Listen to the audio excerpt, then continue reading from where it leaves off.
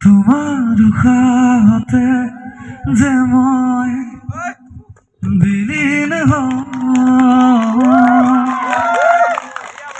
তুমি জানানে নাজানা। সকলোৱে শুনিছে না গীতটি?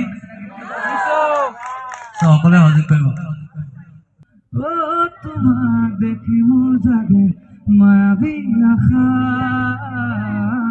তোমাৰ উশাহতে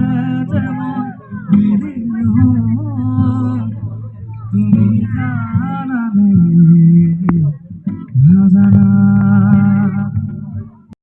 নিজৰ অধিকাৰ নাই কিয় আজি সমাজত, আজি সমাজৰ বাবে মাত মাতিলে কাৰ ৰোধ কৰা যায়, ভুল কৰি আছে সিহঁতি স্বাৰ্থতাৰ মাজত কি কূটনীতি ৰাজনীতি সকলোতে দুৰ্নীতি অজ্ঞানী নেতাবোৰে কৰে যদি ৰাজনীতি, কেনেকৈ হ'ব দেশৰ আজি উন্নতি, ডাঙৰ ডাঙৰ অট্টালিকা তলত। নমস্কাৰ, মই প্ৰাঞ্জল দাস।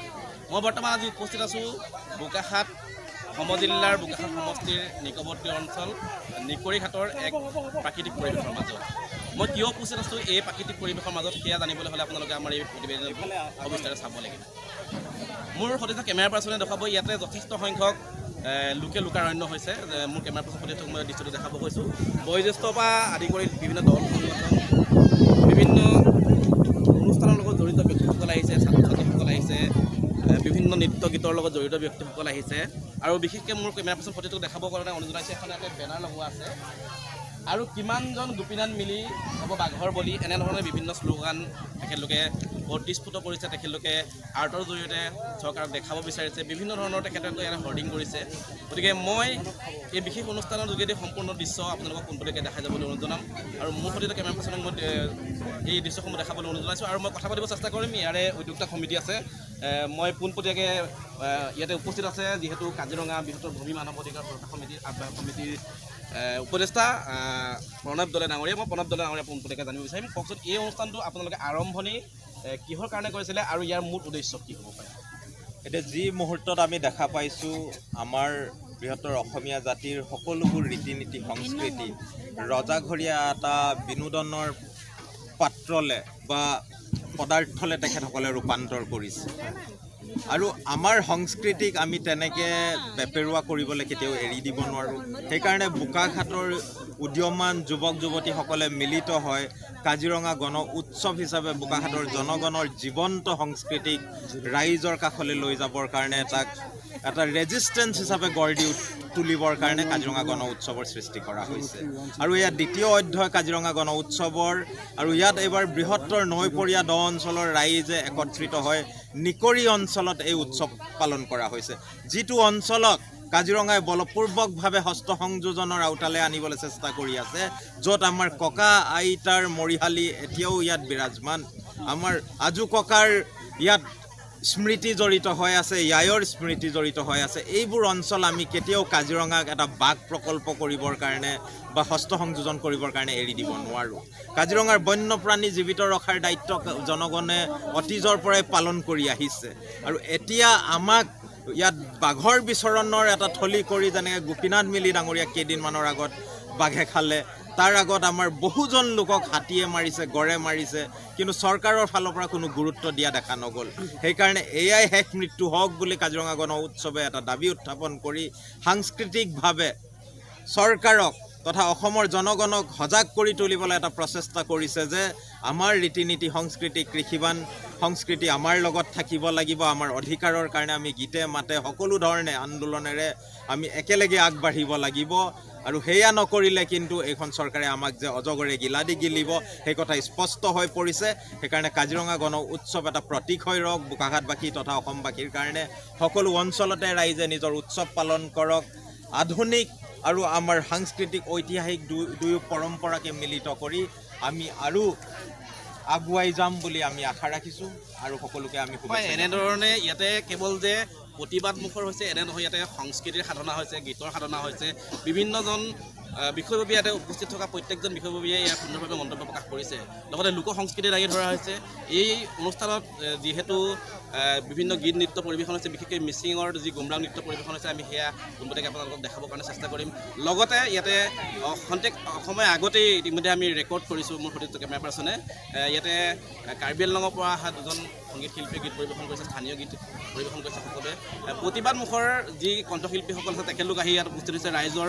যি সমস্যাসমূহ আছে এই সমস্যাসমূহ দেখাবৰ কাৰণে শব্দৰে দেখাবৰ কাৰণে গীতৰ সুৰেৰে দেখাবৰ কাৰণে চেষ্টা চলাইছে মোৰ লগত আৰু উদ্যোক্তা সমিতি আছে মই পোনপটীয়াকৈ কথা পাতিম কোৱাচোন কেনেধৰণে মনলৈ আহিলে এই কাজিৰঙা ফেষ্টিভেলটো পতাৰ মূল বিষয়টো তোমালোকৰ মনলৈ হয় আমাৰ প্ৰথমতে আমি কাজিৰঙা যোনটো গণ উৎসৱ কাজিৰঙা পিপলছ ফেষ্টিভেল আমি প্ৰথমবাৰ যেনেকৈ প্ৰণৱদাই ক'লে আমি প্ৰথমতে পাতিছিলোঁ উত্তৰাজন আৰু নাহাজন বাগানৰ মাজত আৰু তেতিয়া আমি যিহেতু ইয়াত বহুত দিনৰ পৰাই ৰাজনৈতিকভাৱে জড়িত হৈ আছিলোঁ আৰু আমি বৃহত্তৰ কাজিৰঙা ভূমি আৰু মানৱ অধিকাৰ আইন সমিতিয়ে ইয়াত বহুতো কাম কৰি আছে মাটিৰ আৰু মানৱ অধিকাৰৰ লৈ পেলাই আৰু যিহেতু মোৰ এটা গৱেষক হয় সেইবাবে মই ইয়াত কাজিৰঙাৰ যোনটো লেণ্ড ৰিলেশ্যন সেইটো মই বহুত দিনৰ পৰা চাই আছোঁ এতিয়া দেখা পোৱা যায় যে কাজিৰঙা যোনটো এডিশ্যন ইয়াত এডিশ্যন কৰা ফাৰ্ষ্ট ছেকেণ্ড থাৰ্ড মানে এনেই যদি আমি ক'ব বিচাৰোঁ ইতিহাসটো 1974 430 স্কোৱাৰ কিলোমিটাৰ আছিল আজিৰ দিনত সেইটো 1200 স্কোৱাৰ কিলোমিটাৰ হ'ব আৰু এই যিমানটো বাঢ়িছে 1 2 3 এনেকৈ 10 11 নম্বৰ সংযোজন হৈ গ'ল আৰু তাৰে ভিতৰত আটাইতকৈ ডাঙৰ সংযোজনটো হৈছে 6 নম্বৰ সংযোজন য'ত 350তকৈও ডাঙৰ স্কোৱাৰ কিলোমিটাৰ মানে এই সংযোজনটোৱে এই নিকৰি অঞ্চলৰ বা এই বানপীড়িত অঞ্চলৰ চৰ চাপৰিসমূহ বুলি কিবা ভাবুকি সৃষ্টি কৰিছে নেকি হয় ইয়াত আমি এমাহৰ আগত ইয়াতে আমি এখন ডকুমেণ্টাৰী শ্বুট কৰিব গৈছিলোঁ নিকৰি অঞ্চলতে ইয়াৰ পৰা 1 কিলোমিটাৰ 2 কিলোমিটাৰ হ'ব তাতে আমি দেখা পোৱা যায় যে তাত ফৰেষ্ট কেম্প নিৰ্মাণিত হৈছে আৰু তাত মানুহবোৰৰ লগত কথা পাতোঁতে কয় যে যোনবোৰ ফৰেষ্ট কেম্পৰ ওচৰত সিহঁতৰ মাটি আছিলে সেই মাটিবোৰ সিহঁতে এতিয়া খেতি কৰিব নোৱাৰা হৈছে তাত গছ গছনি সিহঁতৰ যোন ডাল কাটি বা যোনটো শুকান ডালবোৰ ইউজ কৰিছিলে আজিকালি ইউজ কৰিব নোৱাৰা হৈছিলে আৰু মই দুসপ্তাহৰ আগত মই গৈছিলোঁ এফালে গোগামুখ ফালে গৈছিলোঁ আৰু গোগামুখ ফালে গৈছিলোঁ যোনবোৰ বানপীড়িত অঞ্চল সেইবোৰ বানপীড়িত অঞ্চল যেতিয়া খহি গৈ গৈছিলে আৰু এতিয়া যেতিয়া আকৌ মাটিবোৰ ওলাই আহিছে যদি লেগেচি ডাটা ইউজ কৰি পেলাই সেই মাটিবোৰ আকৌ লৈছেগৈ কিন্তু আমি যদি ইয়াত চাওঁ যে সেই ছেইম লেগেচি ডাটা আমি তেতিয়া ইউজ কৰিব নোৱাৰোঁ এই আমি শিশু চাপৰি বুলি এটা আছে সেই তাত শিশুবাৰী বুলি এটা আছে সেই শিশুবাৰীত আমি দেখা পাওঁ যে যেতিয়া আকৌ আমাৰ নিজৰ মাটি গুচি গ'ল আকৌ মাটিটো ওলাই আহিলে তাত জংঘল লগাই পেলাই এতিয়া ফৰেষ্টে নিজৰ কৰিব লৈছে সেই একজেক্টলি গোটেই 6 নম্বৰ মানে এইবোৰ চৰকাৰখনে ভূমি অধিগ্ৰহণ তেখেতলোকে কৰি হায়াত বা বিভিন্ন ধৰণৰ পঞ্চায়তৰ হোটেলক যোগান দিয়া ব্যৱস্থাটো আপোনালোকে আদৰি লৈছে নে আপোনালোকে কেনেধৰণে ইয়াৰ বিৰোধিতা কৰে মানে মানুহ আৰু প্ৰকৃতি সদায় একেলগে আছিলে কিন্তু এতিয়া চৰকাৰখনে সেই বস্তুটো মানুহ আৰু প্ৰকৃতিক বেলেগ বেলেগকৈ ট্ৰিট কৰিবলৈ লৈছে আৰু এতিয়া কি হৈছে হাতীবোৰ আমাৰ হাতী নোহোৱা হৈ গৈছে মানে প্ৰকৃতিৰ হাতী নহয় হাতীবোৰ ফৰেষ্টৰ হাতী কিন্তু এনেকৈ মানে হাতী হওক গড় হওক এইবোৰ প্ৰাইভেটাইজ হৈ গৈছে আমাৰ কথাটো সেইটোৱে যে আমি সদায় একেলগে আছিলোঁ সদায় একেলগে থাকিম কিন্তু তোমালোকে এই যি গণবাৰ্তা বা যি তোমালোকে এই মঞ্চখন তৈয়াৰ কৰিছা ইয়াতে যি তোমালোকে ফেষ্টিভেল হৈছে তোমালোকে ইয়াৰ পৰা ৰজাঘৰলৈ কি আহ্বান জনাবা ৰজাঘৰলৈ এইটোৱে আহ্বান জনাম যে কনজাৰ্ভেশ্যন আমাক লাগে লগতে আমাৰ হিউমেন ৰাইটছো লাগে আৰু আমি সেইটোৱে জনাম যে বৃহত্তৰ কাজিৰঙা ভূমি আৰু মানৱ অধিকাৰ সমিতিৰ তৰফৰ পৰা যে এতিয়া যিমানবোৰ ইয়াত সংযোজন নামত মাটি লৈ আছে যিমানবোৰ মানুহ উচ্ছেদ কৰা হৈছে সেইটো যে নাহক আৰু যোনবোৰ আমাৰ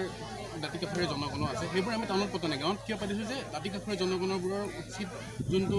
ৰাইজ উচিত যোনটো পাবলগীয়া সিহঁতি পাব লাগে এতিয়া হায়াত হওক বা ডাঙৰ ডাঙৰ ৰিজৰ্টছ হওক সিহঁতি চব বাহিৰৰ মানুহ পইচা আছে কৰি আছে কিন্তু ইয়াত ইমান যোনটো আচৰ ৰিচোৰ্চ যোনটো মানুহৰ ওপৰত আছে সিহঁতি ইউজ কৰিব নোৱাৰি ওলোটা এক্সপ্লইট হয় সেইটোকে সুন্দৰ তেখেতে সুন্দৰ মন্তব্য দাঙি ধৰিবলৈ সক্ষম হৈছে কথাটো হ'ল কি আজি আমি যি এই সেউজীয়া ঘাঁহনিত আছোঁ যি আমি মুক্ত মনেৰে ইয়াত বিচৰণ কৰি আছোঁ হয়তো কাজিৰঙা ষষ্ঠ সংযোজনৰ পিছতে আমি এই অঞ্চললৈ আহিব নোৱাৰিম কিয় নোৱাৰিম ইয়াতে